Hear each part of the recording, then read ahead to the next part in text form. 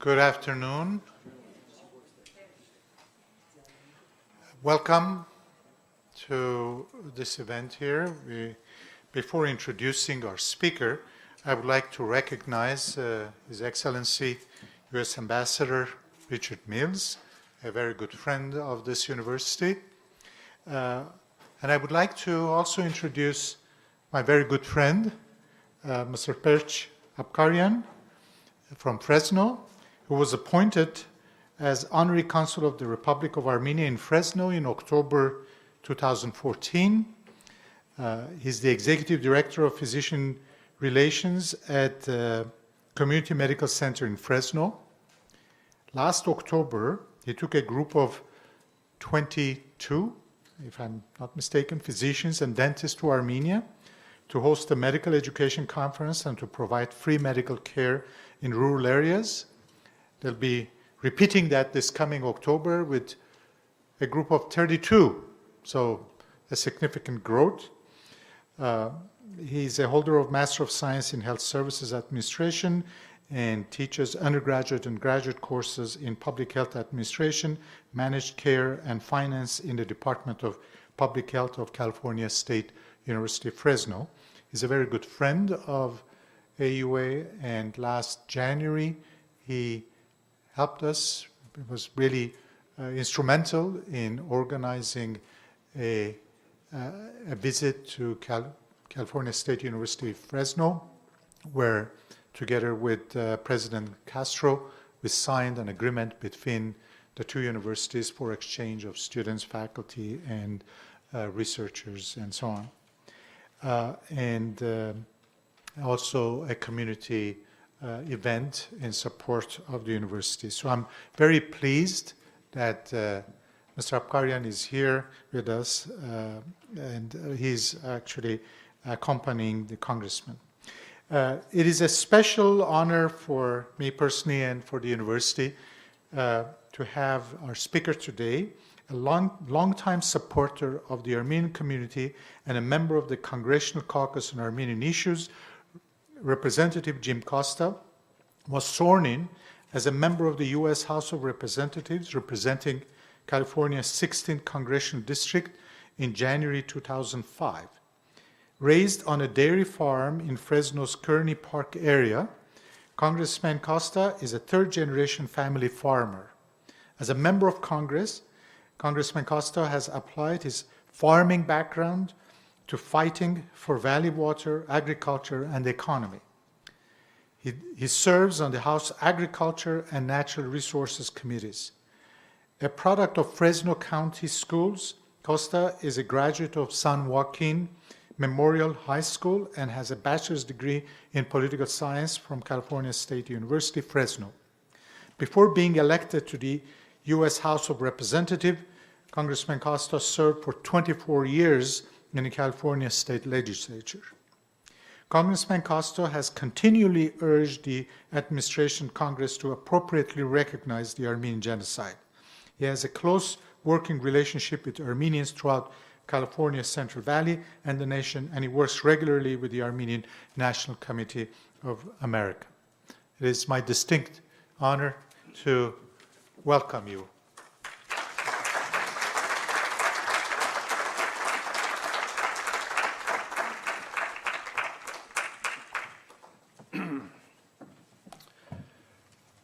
Thank you very much, Mr. President, for that very kind, thoughtful, warm, and accurate introduction.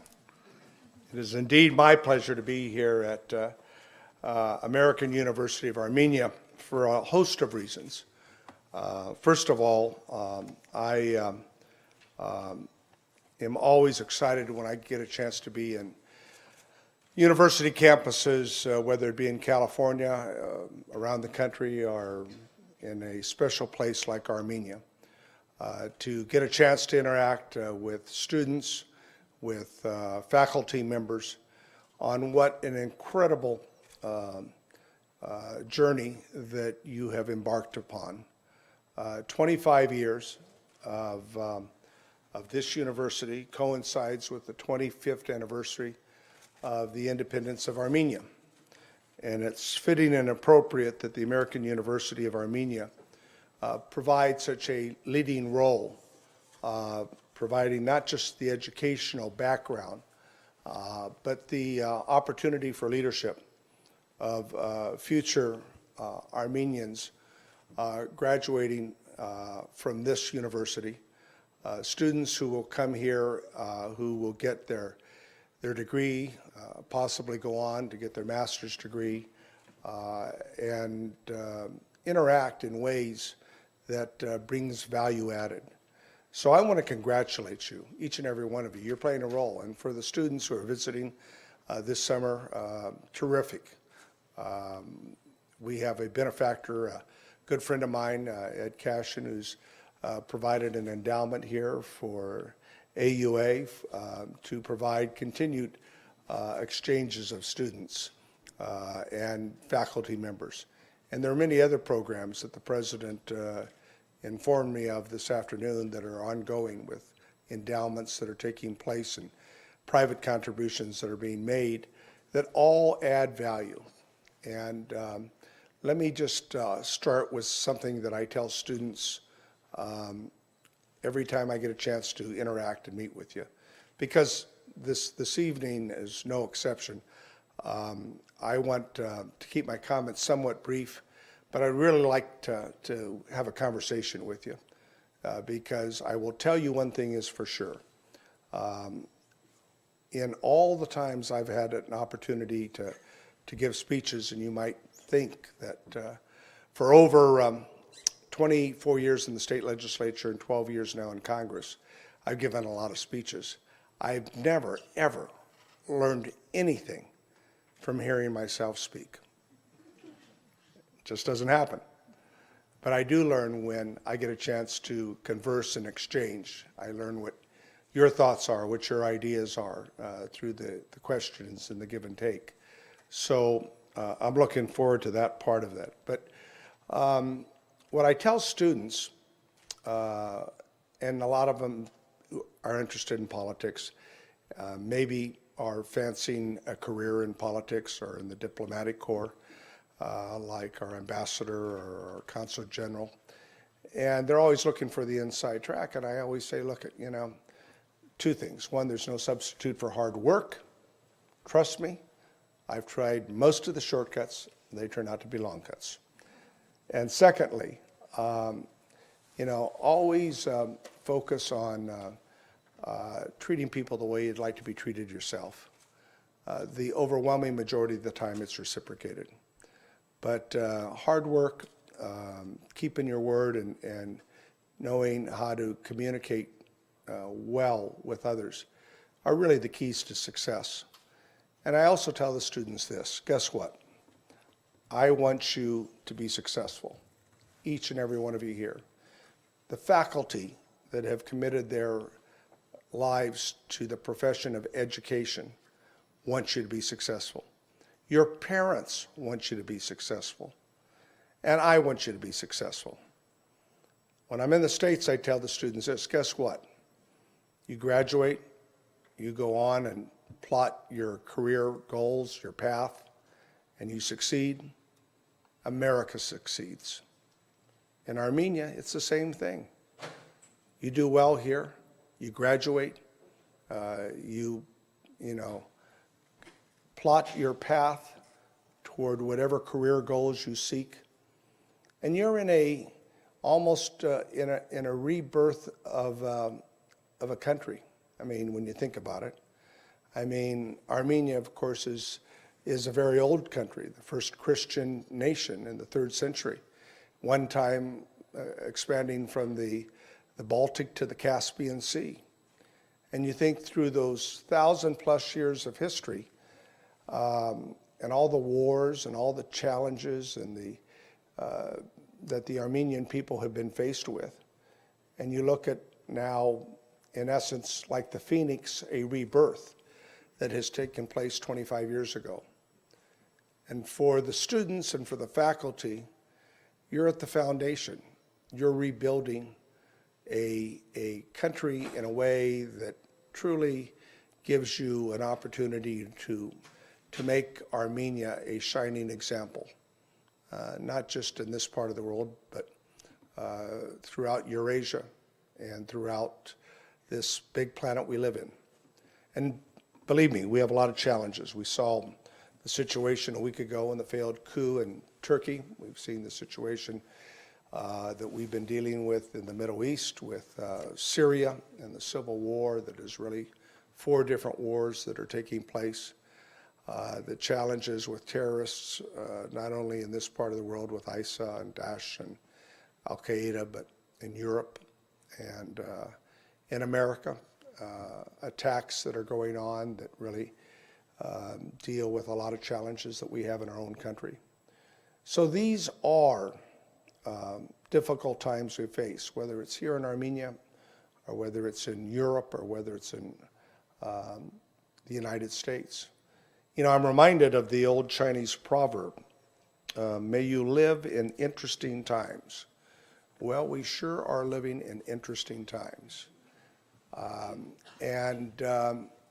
But it gives us, I think, motivation. I was looking at this, aspire, inspire, and achieve.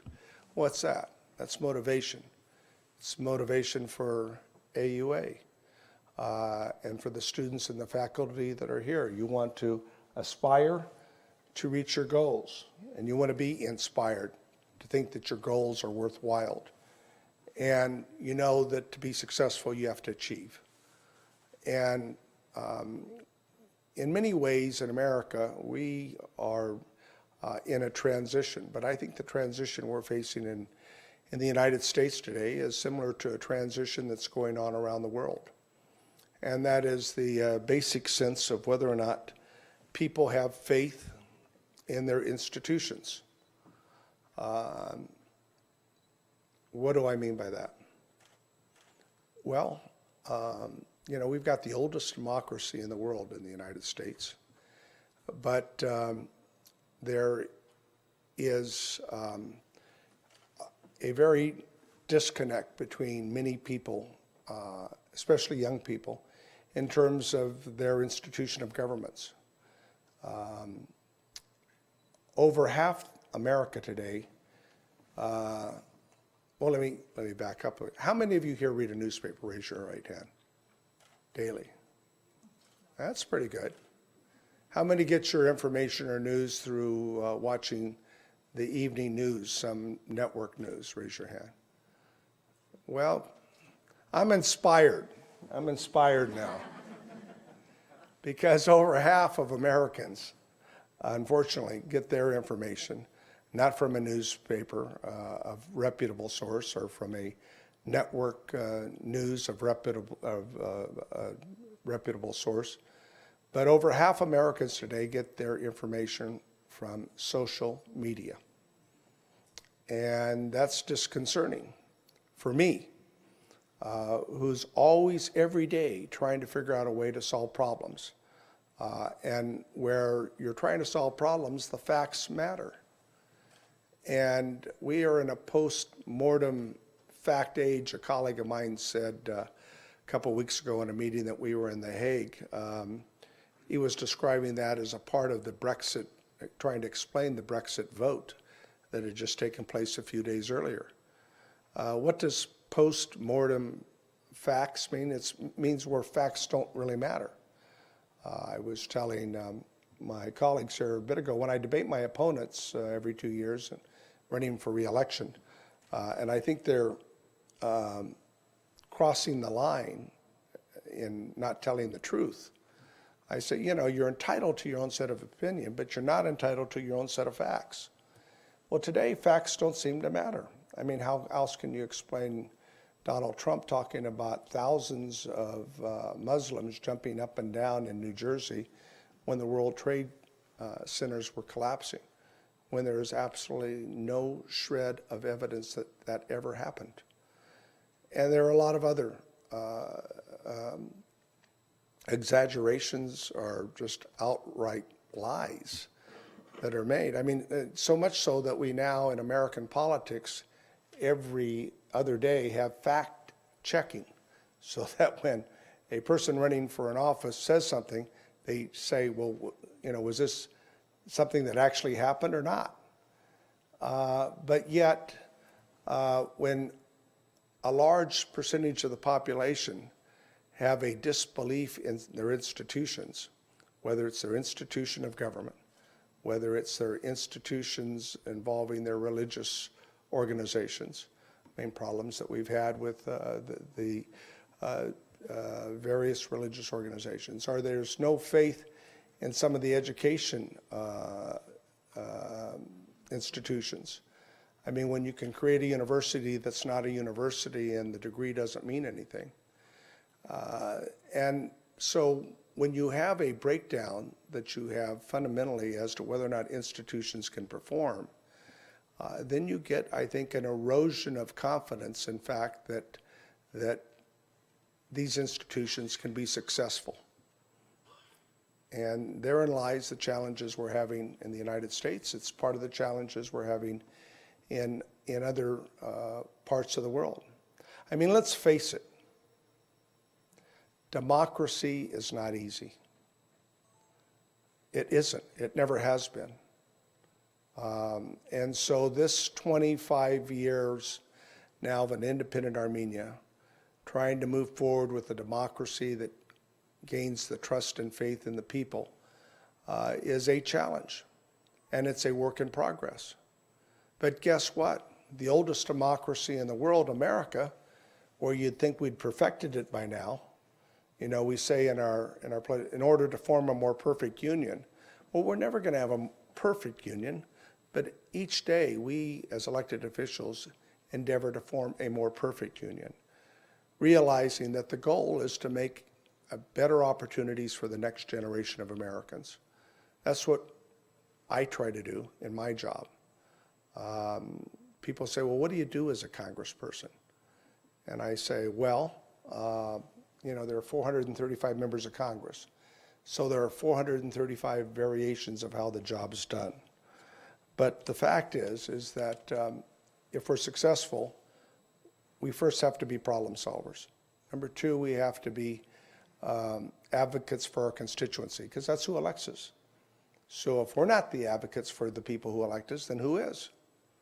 And then we have to be bridge builders, because you can't be a good advocate and you can't be a good problem solver if you can't build bridges, especially to the opposition.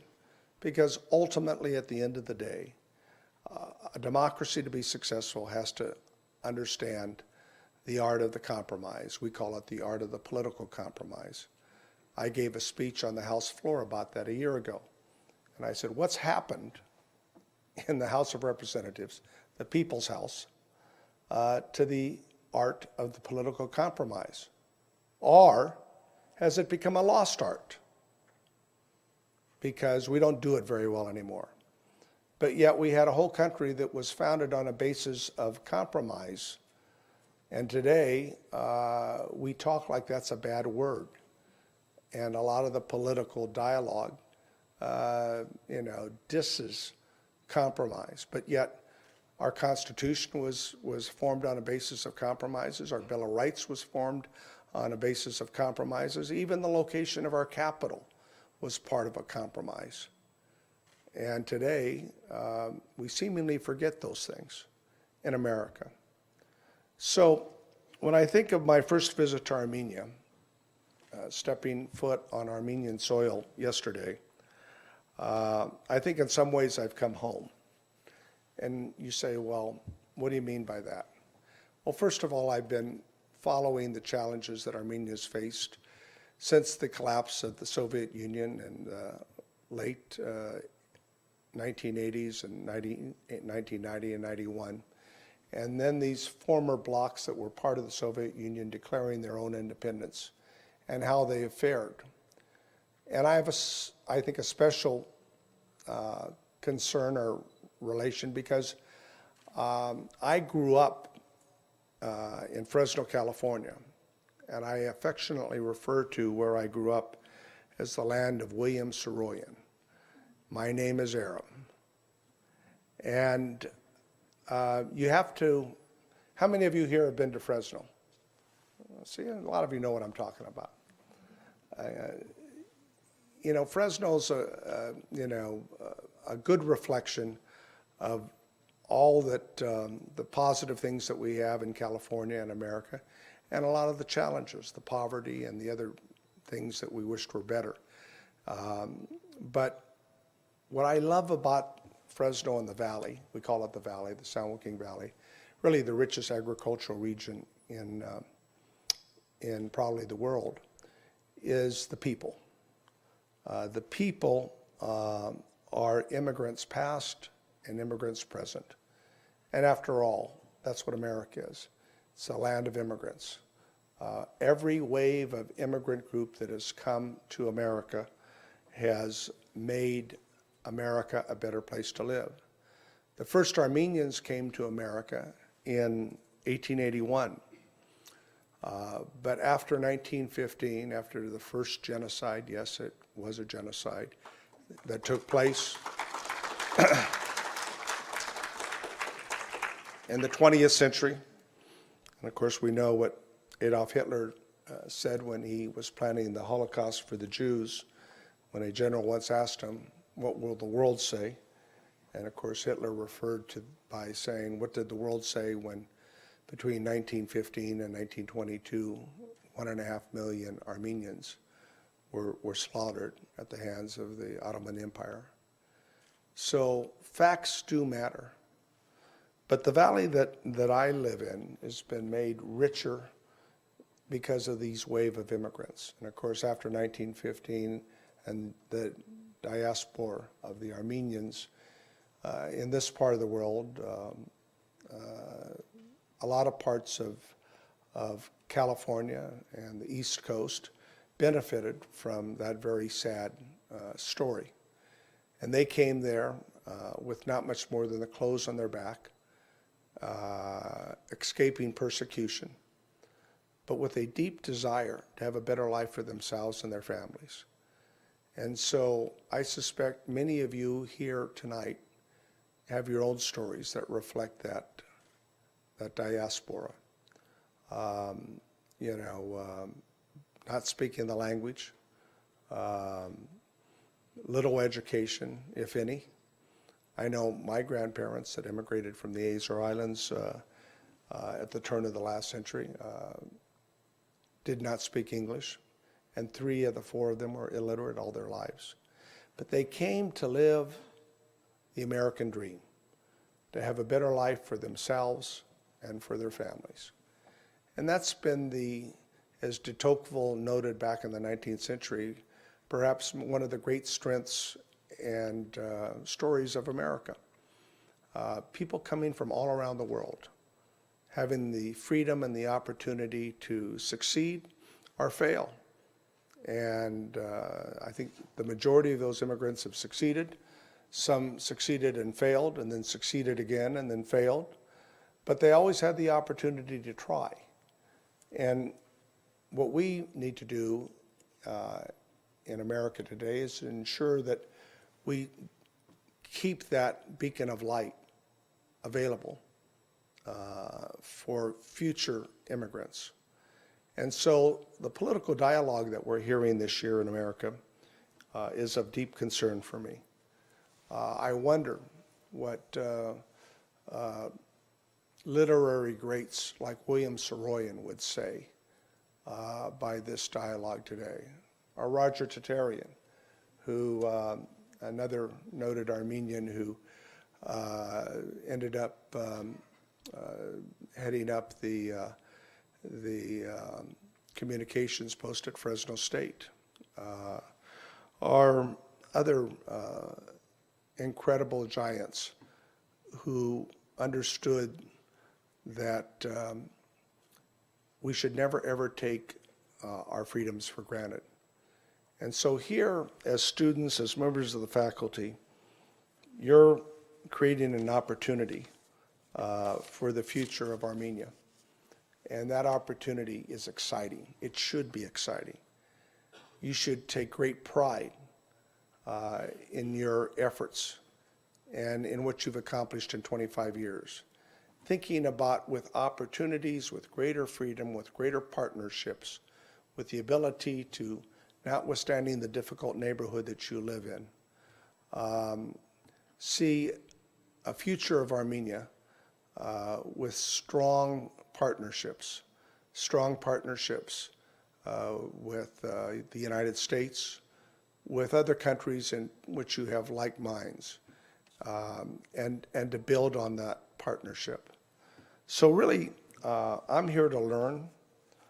I know that the situations with Azerbaijan is a deeply disconcerting challenge that Armenians face. Notwithstanding the Minsk Accord, the fact is that more progress needs to be made, and whether or not an agreement can be made to have a partner in which you can have peaceful relations with is one that is a question mark for many people. And so the United States needs to do its part to try to resolve this issue. We need to do, I think, more in terms of building the institutions of this country in ways that allow you to succeed.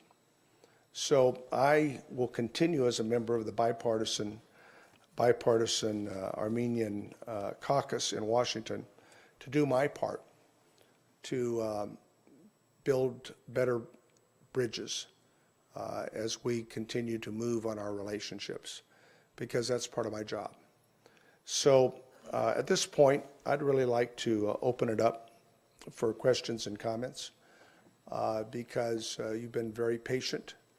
The fact is that I've only been here 24 hours, as I said before, and I got 4 more days to ingrain myself in the incredible country that I'm in today, with its rich history.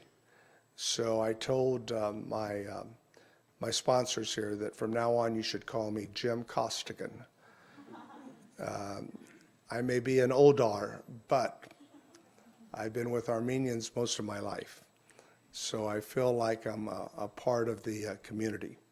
So ladies and gentlemen, I just want to thank you. Thank each and every one of you, not just for being here this afternoon, but thank you for the incredible efforts that you're making at this university, which, by the way, for some of you who don't know, is sister university relationship with my alma mater, Fresno State University, home of the Bulldogs. Go Dogs! And the only university in America, as I told in my interview here a moment ago, that has a memorial dedicated to the Armenian genocide. I mean, think about it. It's the only university in America that was, this memorial was put together and dedicated at the 100th anniversary of the genocide because of the large participation of Armenian Americans that settled there, that went to school there, and thought, as Santanya once said, that for those whom forget history, you're doomed to repeat it. And that's why that memorial is there at Fresno State. It's why I will continue, as long as I am in the United States Congress, to vote so that someday the House of Representatives will go on record in recognizing the Armenian genocide that took place. It's why we endeavor to make a more perfect union. It's why we try to educate young people in this fine university and others around the world that facts do matter, that you can make a difference, and that you are the future. Each and every one of you are the future. So guess what? If you do well, Armenia does well.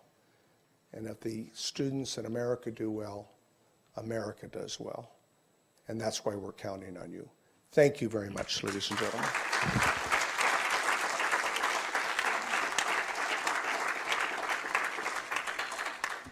Questions? Yes.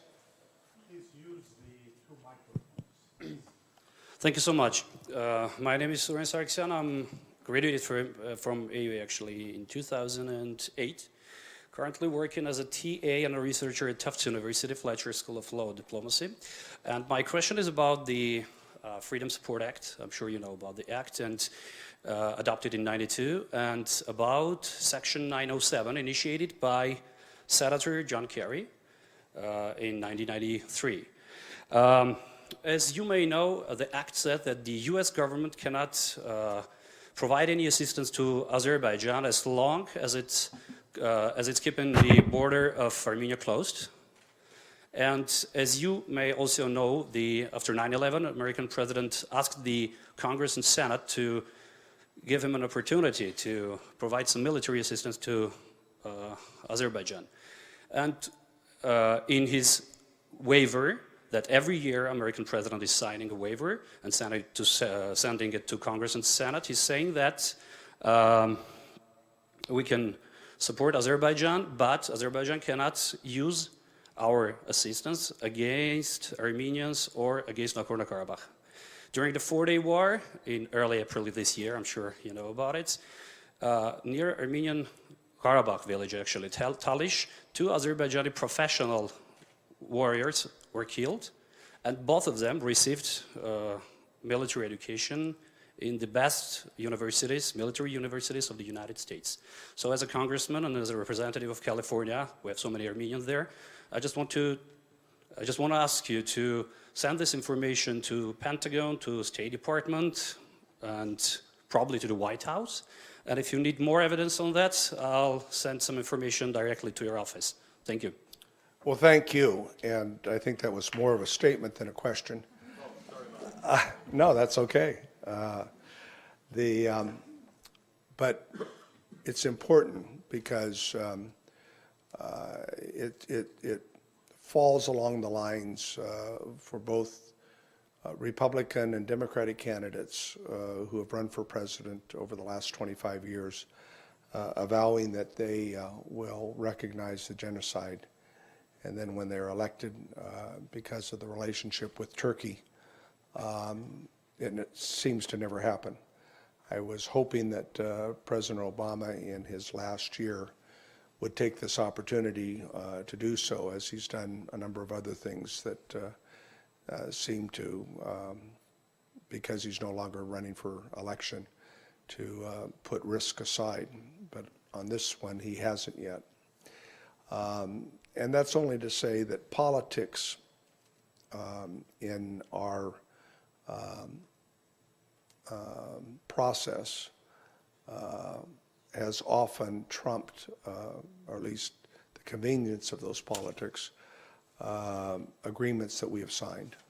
And you've cited a couple of examples where those waivers have been granted, in which it's been viewed that the expediency of the short-term circumstance outweighed the long-term commitments that were made in those agreements.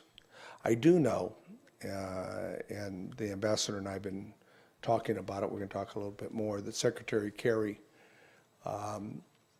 very much would like to resolve the situation in Artsakh. It's the right way to say it, right? It's a question in my mind as to whether or not this Minsk arrangement with Lavrov and the French minister and Secretary Kerry, who's very, very knowledgeable on the details of the issue, can reach a deal. And then if a deal is reached, and I think there's been, as I understand it, different elements to what the Armenian government believes and what the Azerbaijan government say at the negotiating table, but what they go home and say back in Baku is seemingly different. That would be the basis of an agreement. But the question in my mind, and I suspect the question in many of your minds, is Russia going to be able, if there is such an agreement made, to ensure that Azerbaijan keeps the deal, whatever is contained in that. And I guess the question for you and for many of us in Congress would be, can you trust Azerbaijan and can you trust Russia to enforce that the deal is kept? And I have deep mistrust these days of President Putin. I think he's been very transparent about his goals, and that is to confront NATO. And he's been doing that now for a while, first in Crimea, now in the Ukraine, and in other ways directly confronting NATO. And he wants to see a weakened European Union. It didn't surprise me that the day after the Brexit vote, that there were two people, one world leader and one wannabe, that thought it was a good idea that the UK had voted to leave the EU. I mean, President Putin's, strategy is, I think, very clear. Weaken the EU and weaken NATO. That's Russia's goals, to give them more ability to have leverage and power throughout the world, and especially in this part of the world. So, and we see evidence of it every day. So the issue that you're speaking of with Armenia and Azerbaijan is a part of a larger issue, just as the Syrian conflict is really it's a proxy war and a conflict that involves, multiple states and entities. I mean, you got the civil war in which Assad's killed 250,000 of his own people. Then you've got the war between Turkey and the Kurds, even though the Kurds are some of our best fighters, on ISIL. And then you've got the ISIL and the terrorism, the Daesh. And then you've got the proxy, and of course proxy wars throughout the history of mankind aren't new, but with both Iran and Russia wanting to maintain a presence there. And through all of that, we're trying to figure out what the end game is for some sort of a diplomatic, resolution, and how that plays itself out. I mean, you've got a large Armenian community in Aleppo that has been decimated. So this is why, I said in my opening comments, may you live in interesting times. Hell, we're living in real interesting times. And without the clarity, we just had this failed coup attempt in Turkey. I think, notwithstanding the fact that Turkey's a NATO member, Erdogan's movement from a secular government in Turkey to a more Islamic nation, I think brings great concern for many of us. And America has limits to what we can do. And we're still testing where we can be most effective. And we can only really be effective if we have good partners, whether it's Armenia or whether it's the European Union. So the last thing I want to see is a weakened European Union or a weakened NATO, because we can't do this by ourselves. I've spent multiple visits in Iraq and Afghanistan. And I think of Afghanistan, and I think of all the money that we've poured in and efforts and loss of lives and injuries by American soldiers in both Iraq and Afghanistan. And I think if you do a comparative analogy to South Korea, that we could probably make Afghanistan successful. If you remember the history of South Korea, again, it was a proxy war against the Soviet Union and against China. And for 20 years, South Korea had, juntas, military dictatorships. It wasn't this 10th world largest economy and this democracy that we see today. But we had a particular interest because of the Cold War to stay there. And we still have 31,000 troops there because it was in our interest. And the war cooled down I mean, it's still a status of war. It's only there's been no peace agreement that's signed.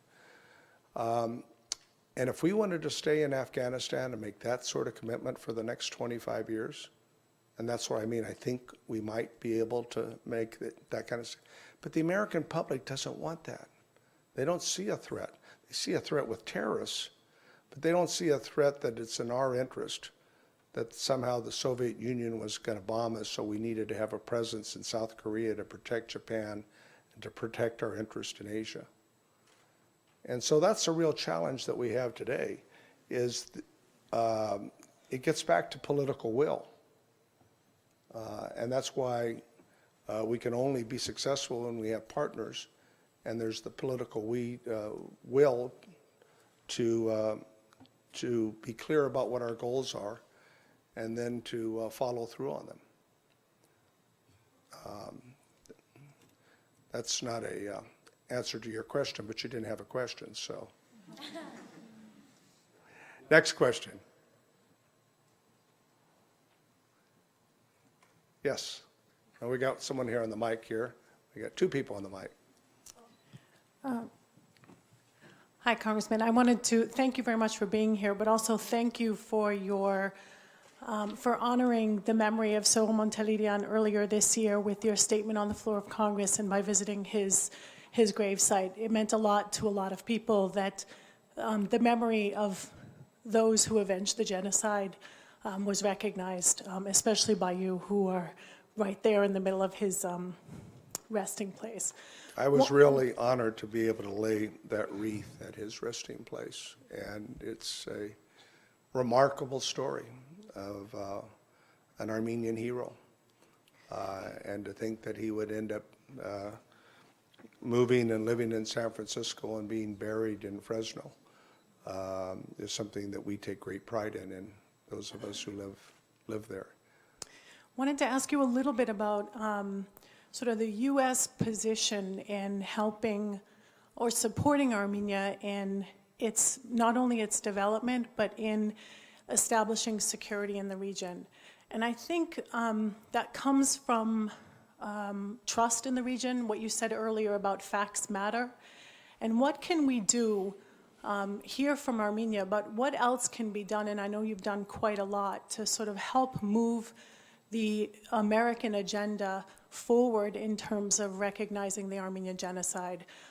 Trust in the region means a lot. We live in a volatile place, and if countries can't trust themselves and trust each other, that they're going to acknowledge, not only acknowledge history, but be able to stand on that history and not repeat it, means a lot, particularly in this part of the world. And I know you've done a lot, and I personally thank you for that, but what else can be done? The U.S. plays an important role here. It'd be great to see sort of the words of President Reagan reiterated once again in terms of that recognition. And your leadership, again, is extremely, extremely appreciated, but what more can be done? Well, I think the bipartisan Armenian caucus needs to continue to be outspoken in our efforts on a host of these issues.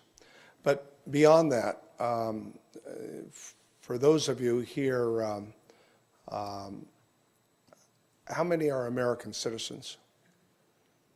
Okay, and I hope that you're all registered to vote.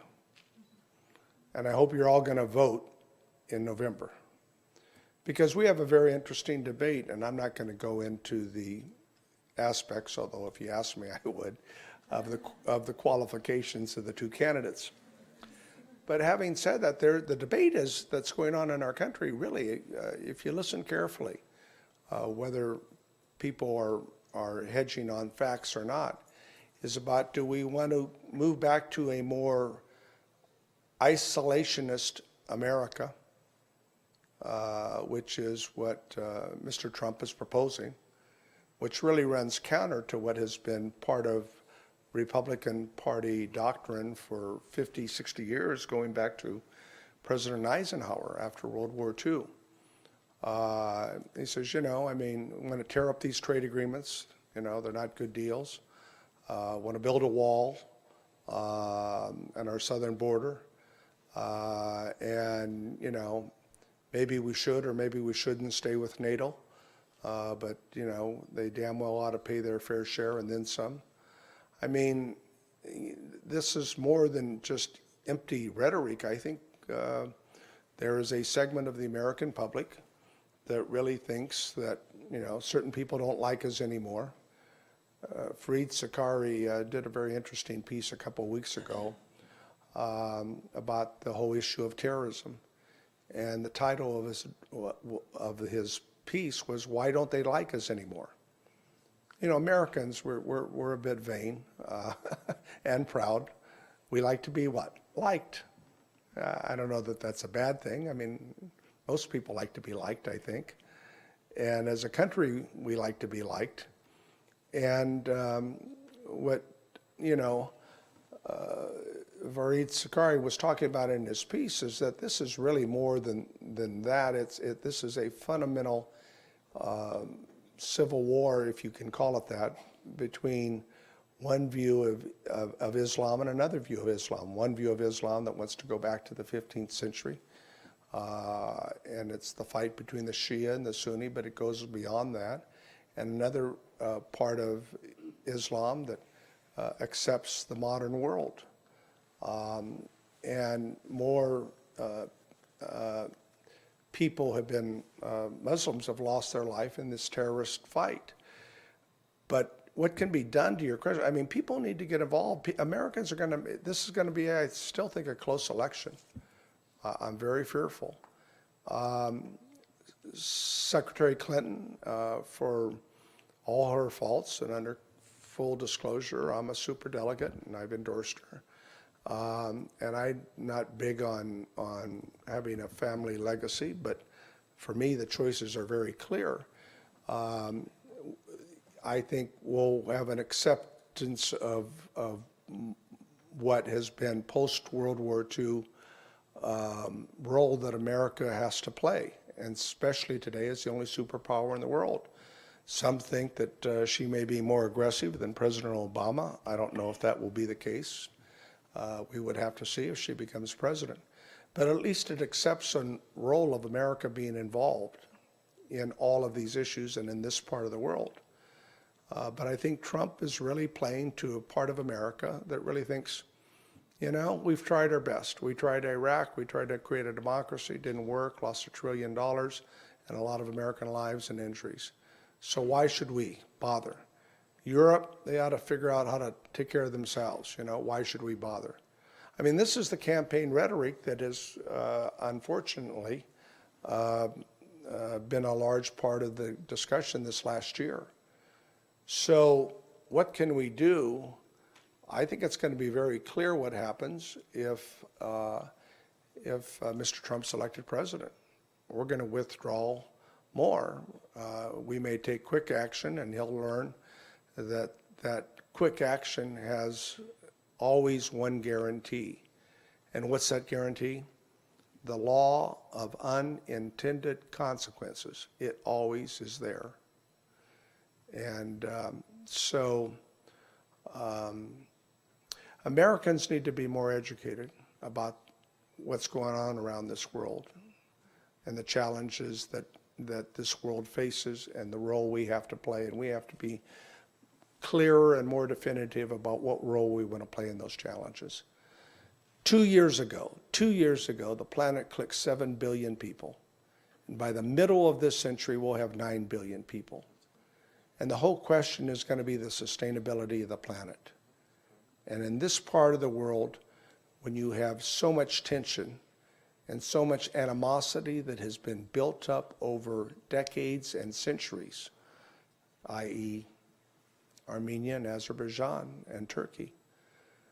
And therefore, how do we work these things out amicably in such a way that neighbors can live together peacefully?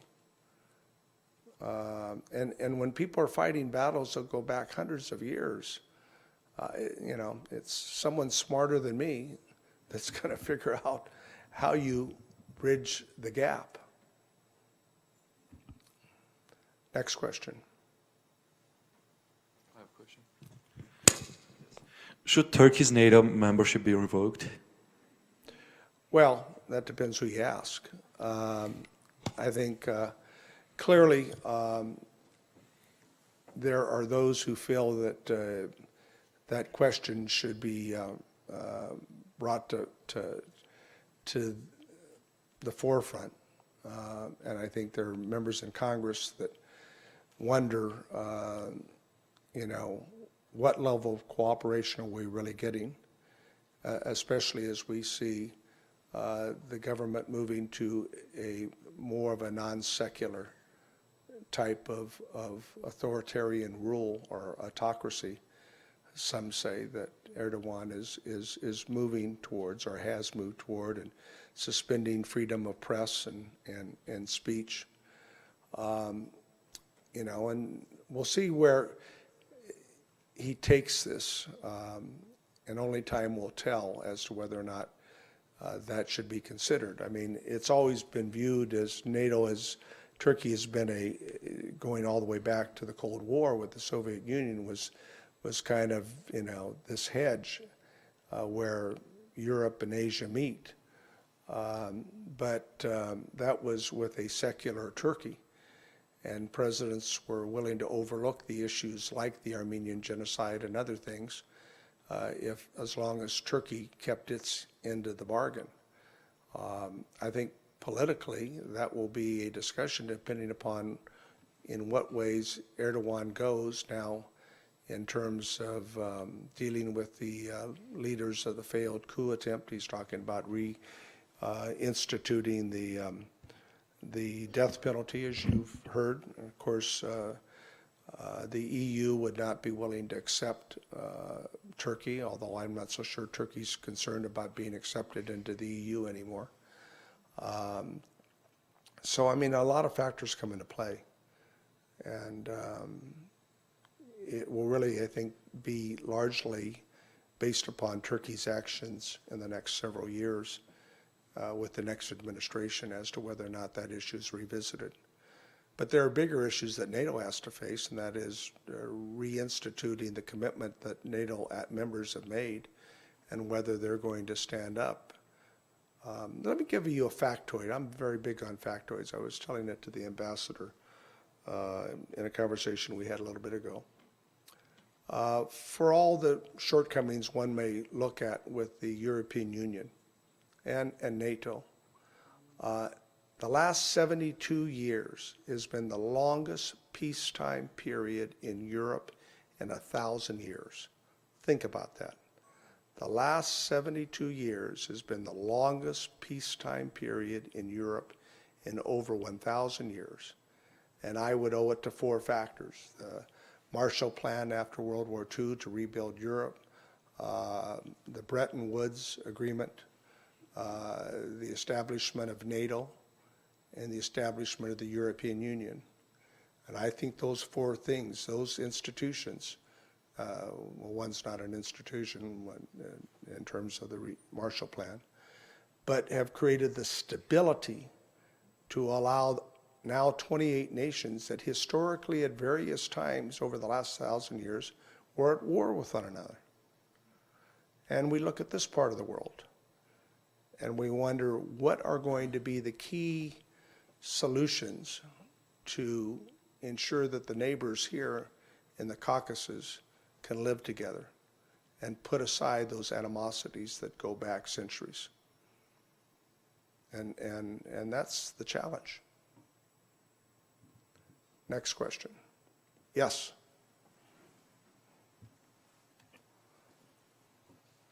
I don't think I'm succeeding here, Mr. President. You've been very kind and gracious to be giving me the opportunity to speak to faculty and students here. And I learned a long time ago, if you make answers to questions long enough, you discourage further questioning.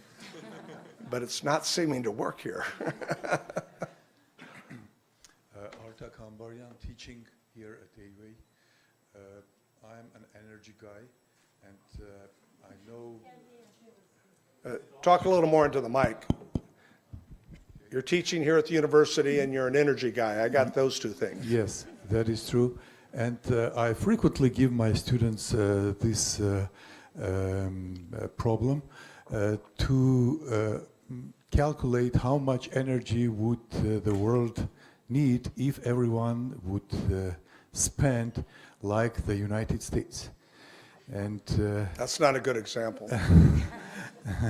well, it's what I want to. My point is related to this fact. Actually, there is big difference in the world in terms of the standards, and as you mentioned, Farid Zakaria mentioned in his program that it is more of the reason of that all kind of terrorism and animosity and misunderstandings, etc., etc. There are a big number of things in the world that are not fair. And in order to come up to this fairness, it is kind of necessary to put all that statements correctly. Say, I think Obama did a lot in this area. He overcame like Iran, the Cuba, certain other things that are very positive. But there are still remaining lots of things in the world that are not perceived that this situation is not fair for that countries or these areas or this difference in the standards of living.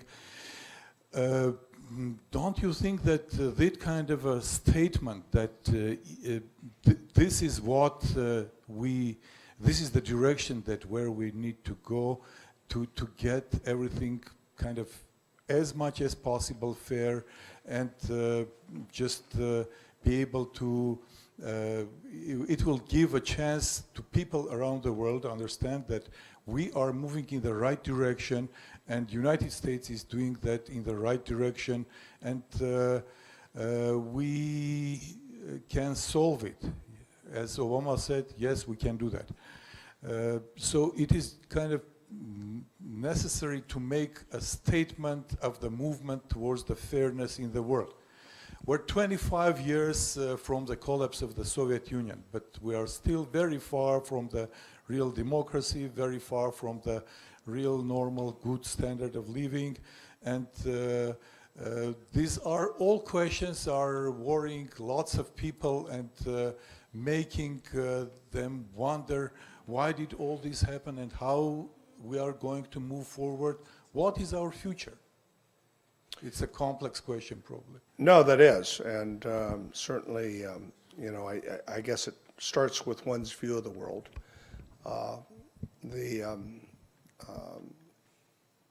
Political scientists often say, you know, you have to define the nature of mankind before you define a system of government, and that's all the way back to Plato, to Machiavelli, to Thomas Hobbes, and they all had to define whether or not the basis of mankind was benevolent, kind, and generous toward one another, or whether, as Thomas Hobbes once said, the status of mankind is brutish, nasty, and short. You'd call Thomas Hobbes a conservative. I'm one of these people that I guess is an optimist by nature, and I think the glass is half full.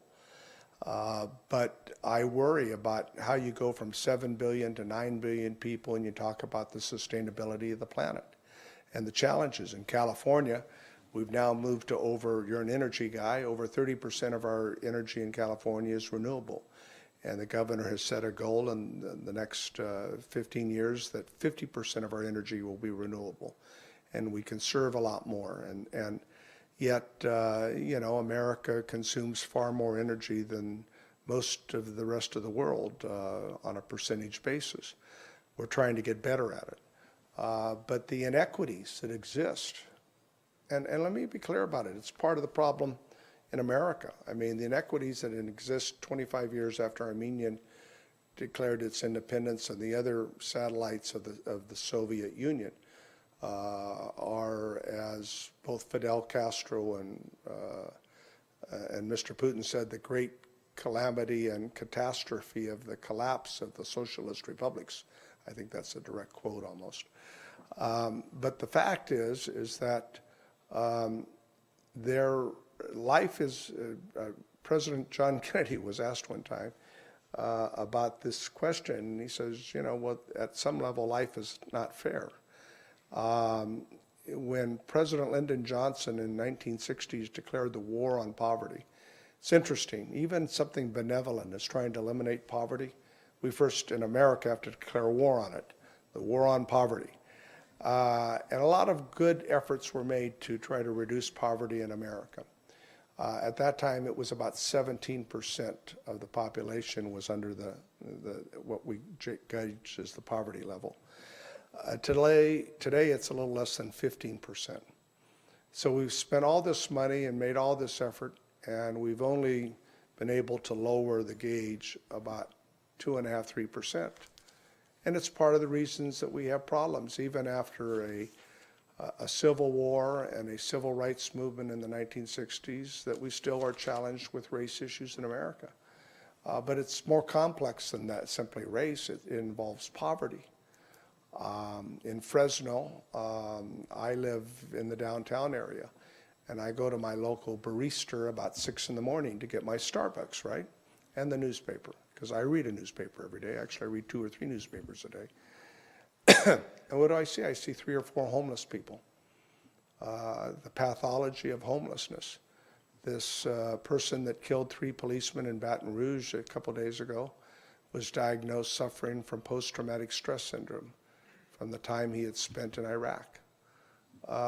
So there's a lot of challenges we have in America that don't fit neatly into little boxes in which we're not addressing well, in my view. And so you ask, how do we deal with those inequities around the world? Well, we're trying, but we don't always get it right. We certainly didn't get it right in Iraq, notwithstanding our efforts, and notwithstanding our continuing efforts in Afghanistan. If the president were to pull out as he wanted to, I think Ghani's presidency with the Taliban and the Pakistanis we'd have a quick turnover. So there are a lot of forces in the world that have their own agendas based on greed, based upon selfishness, based upon religion and racism. I don't know how you erase or eliminate those things that have been the calamities of mankind for 2,000 years or more. And then there's another factor, and it gets back to the statement I made about social media earlier. How many of you have an iPhone or a BlackBerry? Raise it up here. I mean, this is how we communicate these days. I mean, I think that the next generation of students, their thumbs are going to be elongated and their head's going to be shrunk down like this. I mean, you have people in classrooms or restaurants, they won't talk to each other, they'll text. I mean, what's that about? You know? What about just talking to one another? So how we communicate these days, I find, and I mean, who would have thunk that the failed coup last week in Turkey, it was in large part because the military folks who have all this high-tech gadgetry and stuff would fail to grasp the importance of social media, and Erdogan, who's an older guy, gets on the social media, does a tweet, tells the public to come out and his folks, and all of a sudden a whole series of events changed. Because again, I mean, who can contemplate how different the world's going to be? I think about this sometimes. 25 years ago, my father was still alive. Now it's longer than that. It was 35 years ago, before Armenia declared its independence. I think if my father were alive today, how different he would see the world. I mean, things that we just take for granted, you know? And that's part of the challenge that we face in trying to make parts of this region more peaceful, and how we make America a better place to live. When the public is disenchanted, divided, and has less faith than years ago that their institutions, that whether they be their governmental institutions, their religious institutions, their institutions in the military, are capable of meeting the tasks in which they are constructed to perform. When people don't have faith in their institutions, it really begins to erode at the very society. And you could make that illustration in this part of the world, in a number of countries. But I'm still an optimist. I take one last question. Yes. Congressman, you're not being very successful. No, I'm waxing here. I apologize. I am usually up on it. I'm really, this jet lag, I'm still dealing with it. I'm really a lot more exciting speaker than you've witnessed here tonight. I apologize. Yeah. Whoever gets to the microphone first. I'll let you choose, Mr. President. This is your university. Okay, yes, no. Should you be invited to our shop? Would you go? I'm contemplating that right now, and I think it's a part of the world I'd like to see. I'd like to understand better, not just in terms of the beauty that I understand is there, but I also want to be constructive. So I'd like to go there, yes, and if I can be constructive for a lot of reasons, I'd like to visit Artsakh. So we'll see. Last question, that lady. Thank you very much for coming here. I have a very, very serious question. None of the other ones have been serious? I think mine is very... So, did you like the taste of Armenian water here? This is the taste of The what? taste of Armenian water and almonds as well as... Oh. I said I am giving... We've been having a drought in California for 4 years, so anytime I can get any water, I'm going for it. So, thank you very much. I missed the question, I think. How's it taste?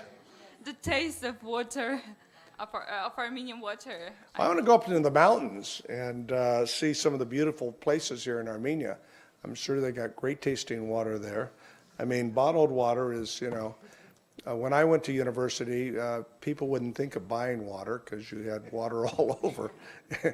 And now we have boutique water that we can buy, Evian, Perrier, with French names. We even have Tahitian water that you can get in the United States. And I always wondered how much people are willing to pay for something that's free. But I guess quite a bit. So, but you know what I'm better at? I'm much more of an expert at tasting wines, good wines. So, Well, okay. thank you very much. Bye.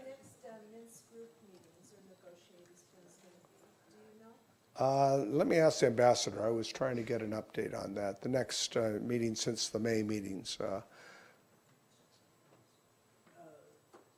now, there's talk of a meeting in August that would be chaired by Mr. Putin, but a date hasn't been set, nor has that been confirmed.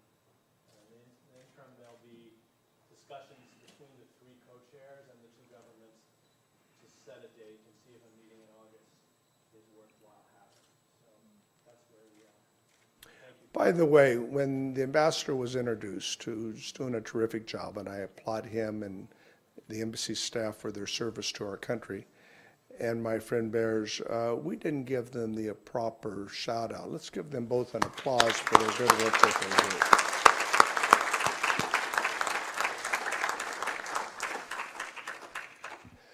One final question. Are we finished for tonight? Yes, you're the final. Congressman, there's a saying in decision science. It says, you stand where you sit, which means your table or chair, for that matter, has an influence on your policy you do.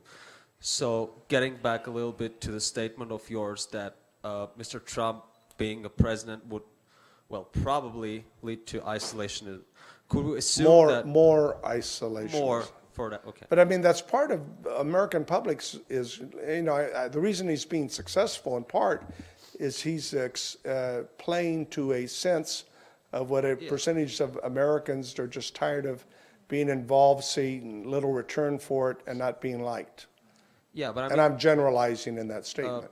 but I mean, the off chance the Oval Cabinet has this magic power over his mind, would you assume that there is a chance that the United States would be as engaged in solving the problems in this region as they were previously? Thank you. If he's elected, Yeah. my sense is no. And the reason is he's obviously a bright person, but his arrogance about not seeming to care about what he doesn't know, I find just baffling. And many of my Republican colleagues in the Congress find it fearful. I mean, and they may be people that we differ, my Republican colleagues and I, they may be more of an econ in terms of their approach, but they are knowledgeable of what's going on in this part of the world and else, and they're appalled about some of the statements he made. I mean, he didn't know what Brexit was until the week before he went to go visit his opening of his new golf course in Turnberry. People had to explain what Brexit was to him. So, and it's who he surrounds himself with, I guess would tell a lot of the story, because obviously a president can't do that by himself, he or she or anyone. But I'm fearful of some of the people he may decide to surround himself with. So we'll see. Hopefully, the majority of Americans will think that that's not a good choice for America. But I quit 6 months ago discounting him. He clearly, plays well to the media and to the public. And, even though if he says things that aren't true and he takes them back and says, well, I didn't say that, it's bizarre. I won't bore you with it, but I spent 2 hours with him about 6 years ago in a small meeting in New York, and it was a fascinating conversation, to say the least. Actually, I talked to him a couple other times, but he's an interesting guy, for sure. Let me close with this note. As I told all of you earlier, you're our future. You're the future of Armenia. For those of you who are students from America, you're the future of America. We will depend upon you to do well, to get a good education, make good choices, and that you'll be the next generation of leadership. But when William Saroyan, who was an incredible American-Armenian writer, as you all know, was dying of cancer in the Veterans Hospital in Fresno. He called the AP to give his epitaph in a very Saroyan-like way. And so, he knew he only had about 10 days, 2 weeks left. And he's at the Veterans Hospital and gets the reporter on the AP, and the guy says, I'm William Saroyan, and I'd like to leave you with my epitaph. And the reporter at the end of the phone says, yeah, I'm Babe Ruth, and I hit 60 home runs. You don't think that William Saroyan, who you revere as a great American writer, is calling some AP reporter and saying, hey, by the way, I'm dying and I want to give you this. So finally, after a little conversation, he convinces the reporter that he is in fact who he said he was, William Saroyan, and that this was a real opportunity for him as a young reporter to really get the scoop, so to speak. And so he says, okay, well, Mr. Saroyan, yeah, what do you want to say? I mean, I'm on my typewriter, or I'll put it down. In those days, they had typewriters, 1976. He says, he said, I knew that death was inevitable, but somehow I thought I'd be the exception. We're here for God knows how long we're put on this planet, but we should also think about the education we're getting at this university. And we know that death is inevitable. So none of us will be the exception, as William Saroyan discovered. But he probably always knew that. But it related the kind of spirit of a person that he was. And I think it's the kind of spirit that we need to all seek out in ourselves, the spirit of education, the spirit of humor, the spirit of notwithstanding the adversity that he or the Armenian people had throughout generations, that you can still make a better life. And for the professors that were here, I was looking at this is a nice little book, in case you haven't seen it. I brought it with me. It's Happy Birthday, William Saroyan. It was done on his 100th birthday, which obviously he didn't live to see.